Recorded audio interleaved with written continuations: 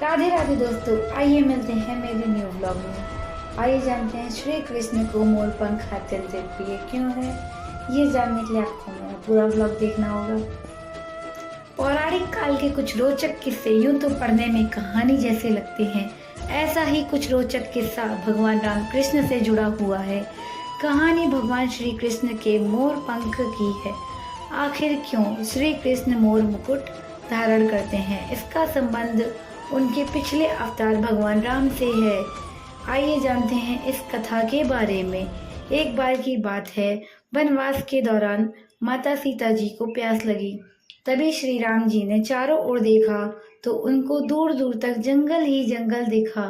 फिर उन्होंने प्रकृति से प्रार्थना की, हे वन देवता, आसपास जहाँ कहीं पानी हो वहाँ जाने का मार्ग कृपा कर सुझाइए। तभी वहाँ एक मोर आकर श्री राम जी से बोला कि आगे थोड़ी दूर पर एक जलाशय है, इसलिए मैं आपके मार्ग का प्रदर्शक बनता हूँ, किंतु मार्ग में हमसे भूल की संभावना है। भगवान राम ने मोर से पूछा, आप ऐसा क्यों कह रहे हैं? तब मोर ने उत्तर दिया कि मैं उड़ता हुआ जाऊंगा और आप चलते हुए आएंगे, और मैं रास्ते में अपना एक एक पंख बिखेरता हुआ जाऊंगा। उसका सहारा लेकर आप जलाशय तक पहुंच जाओगे। जबकि ऐसा माना जाता है कि मोर के पंख एक विशेष समय में एवं एक विशेष ऋतु में ही गिरते हैं।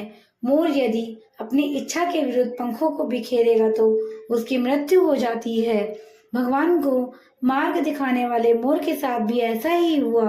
अंत में जब मोर अंतिम सांस ले रहा होता है, तब उसने मन ही मन में कहा कि वह कितना भाग्यशाली है कि वो प्रभु को जलाशय तक ले जाने में उनकी मदद कर रहा है। वो प्रभु जो जगत की प्यास बुझाते हैं, आज मैं उनकी प्यास बुझाने का मुझे सौभाग्य प्राप्त हुआ है। मेरा जीवन धन्य हो गया, अब मेरी कोई इच्छा नहीं है।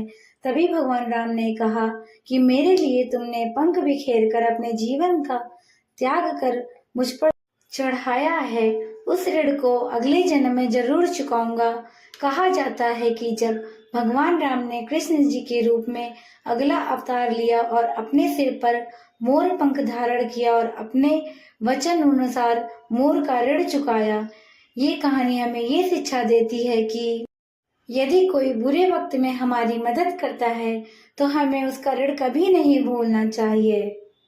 राधे राधे। अगर आपको मेरा ब्लॉग अच्छा लगा हो तो लाइक करें, शेयर करें और सब्सक्राइब करें।